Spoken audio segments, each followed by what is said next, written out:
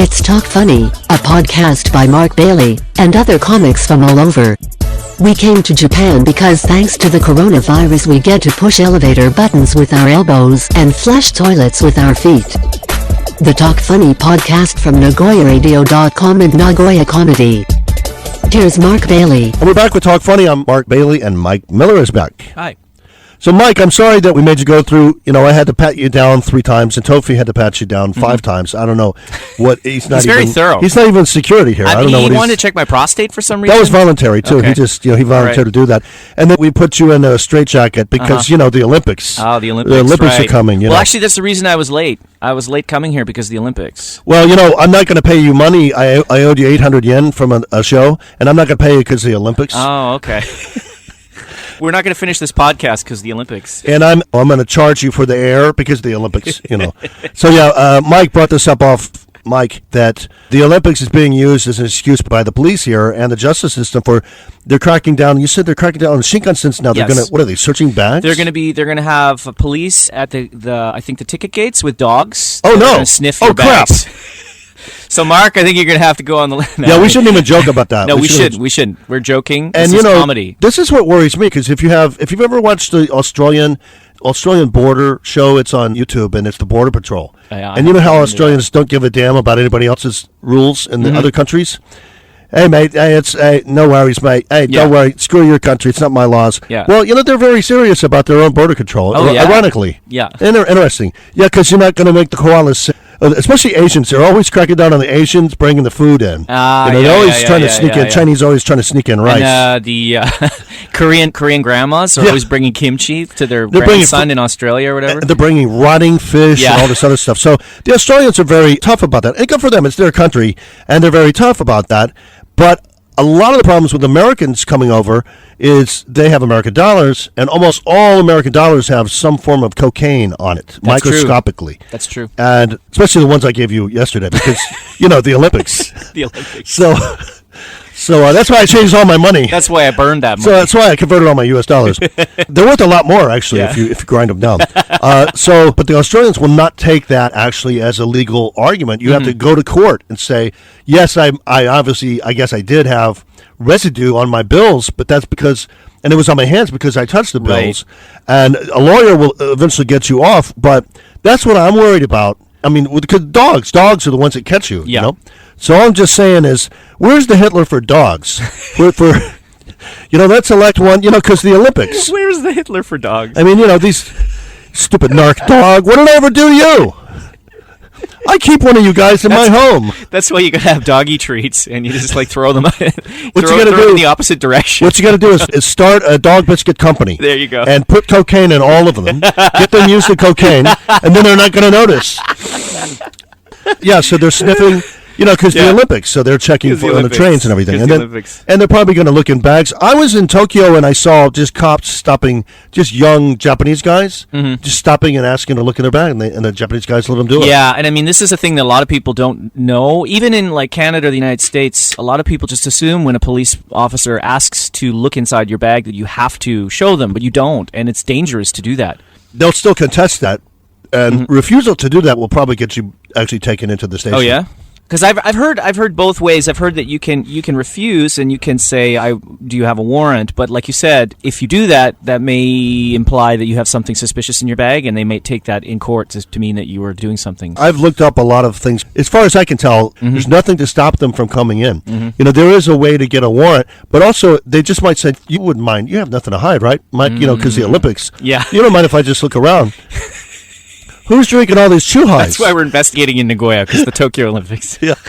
And there could be a connection. When are the Olympics? Tokyo? I guess I can wait 2 years to do comedy there again. I think the loophole is, if they ask and you volunteer to let them in or look in your car or look in your bag, you're liable for whatever they find. Yes. This brings me to I call him Dr. Doolittle. He's a nice enough guy, but, foreigners brag about things in weird ways. So this guy wants you to know he doesn't own a farm, but he lives on some farm. He's a squatter on some farm up in North Gifu. And he wants you to know that he raises animals. I don't know why. I don't care. But that's his way of bragging. It's just like with me saying, I bought all these guitars and I have nowhere to put all of them, That's just me bragging that I bought a lot of And all guitars. that money in the corner. Jeez. I mean, like, And just the stack is getting too high. Never mind that each guitar probably costs $70. It's Yeah. really not a big investment. Yeah. But, I want you to know I have 12 guitars. Yeah. Yeah, penis size really doesn't matter if you have 12 guitars. That's what I want you to know. This guy, it's a weird kind of thing. With my grandmother a long time ago, I think I was 7, and I learned to never ask her how she is, because she's going to tell you. And it's a trick, right? She'll go, "How are you? Is everything okay?"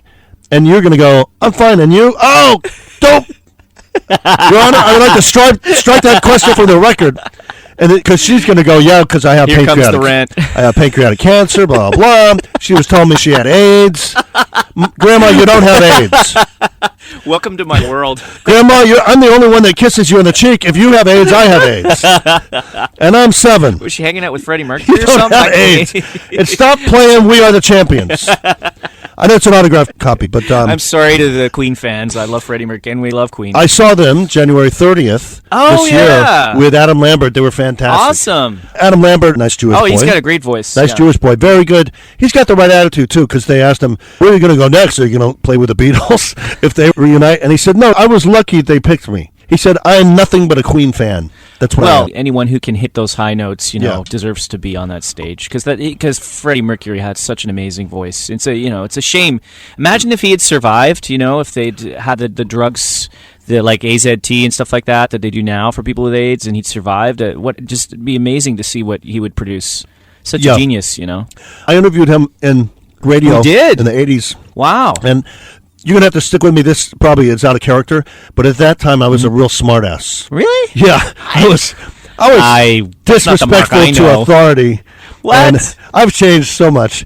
And by authority, I also consider celebrities to be authority. So I was kind of disrespectful to them. I was, Billy Joel I thought was kind of a jerk. And so I was a jerk back to him. I had a radio show. Yeah. He's on my show anyway. So Freddie Mercury's a very nice guy and very fast at the comebacks. And so I said something about, his teeth where he had kind of a overbite, right? And he actually has had a dental condition. I forget the name of it now, but it means too many teeth in your mouth. He actually had that. Oh, okay. So he had to have Yeah, so it always looked like he was smiling I when see. he wasn't. His teeth were just jutting out. So first thing I said, this was probably Radio Gaga or something, I think. I said, "Nice teeth, by the way."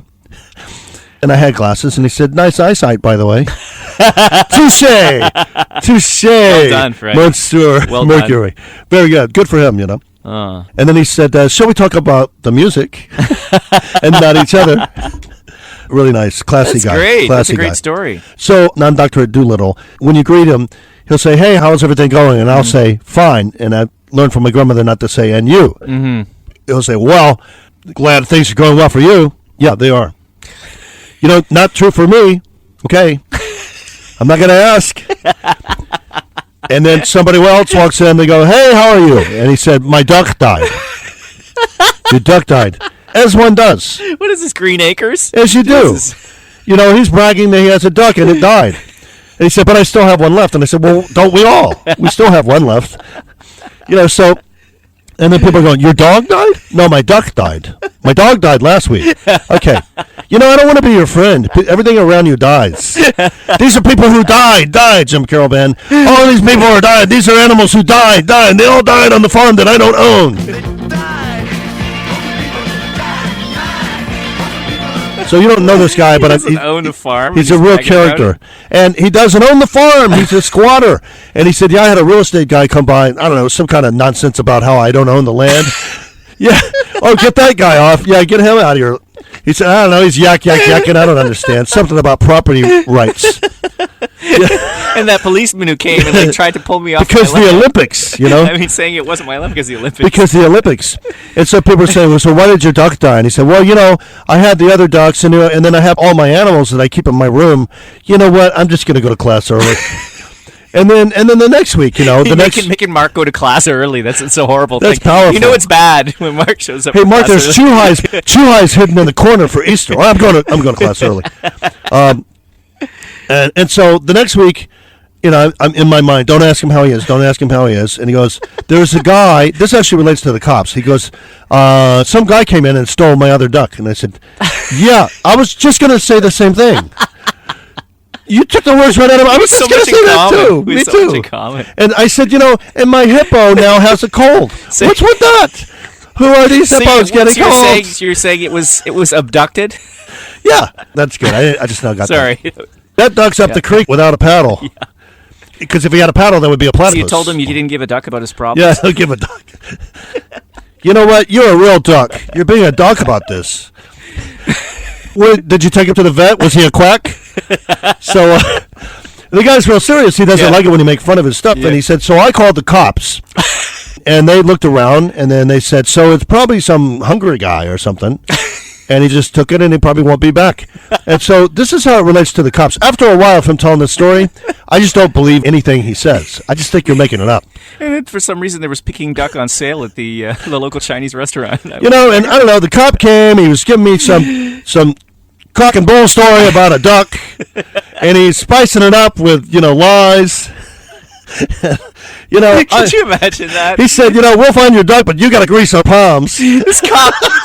Oh, God. This cop, must have his squad mates must be looking at him like, what? This is a country cop up in a mountain outpost. No, people must think he's like a compulsive liar or something. He's never ever met a foreigner before, and this guy calls him twice in a month about his ducks. So this is the thing that I actually had to counsel this Dr. Liz Doolittle about, because he's actually going into dangerous territory.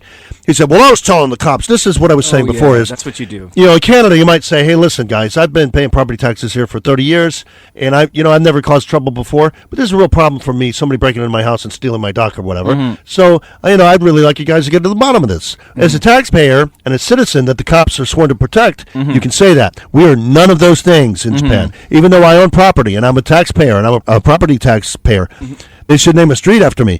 But when the cops see you, they are not here to protect you. Mm-hmm. You're a bookkeeping error. Yes. You're an anomaly. Yeah. They'll protect you despite the fact that they're actually here to protect the Japanese. Yeah. So if it's you up against a Japanese guy that steals your duck, they're going to protect the Japanese guy's rights. Well, why do you have that duck anyway? Yeah, exactly. Where'd you buy that? You have a receipt for that duck? You're completely out of duck. Did you steal that duck from a pond? You're duck out of luck. Did you get this from on Golden Pond or on Golden Blonde? No. So he's doing this country club thing. So I told these cops, I said, hey, coppers, you better come back next week and help me find the guy. Because if you don't, I'm like, yeah, if they don't, what? What are you going to do? What are you going to do about it? What are you going to do about it? Yeah. What are you going to do about it? Yeah. Like, they're cops, they're here to protect you? Yeah. They're cops how? Yeah. Funny how? Funny how? Funny like I'm a clown, I amuse you, I make you laugh? Actually, I said, I want to be really serious here. You want to be real careful about inviting the cops to your house to help you look for a duck, because they'll look for anything they can find to get you to stop calling them again. Yes. And, we got a nice little padded cell there on the mountain. Yeah. And nobody's going to steal your ducks. Yeah. Because you're not going to have any property. Yeah. So I said, Ixnay on the Ukday complaints. Let it go. Stop talking to the police. They don't work for you. Yeah.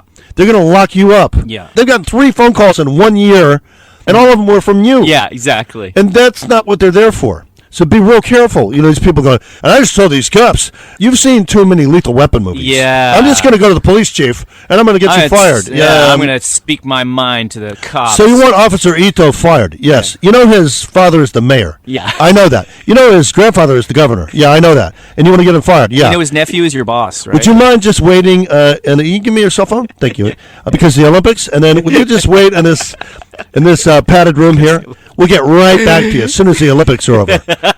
So, remember, for foreigners, when you talk to the cops, you're not in your hometown. No. Well, you are talking to Barney Fife.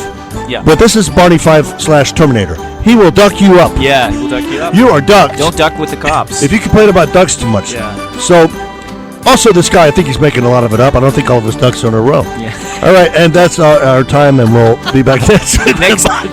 Same pun time, same pun station. Same duck channel.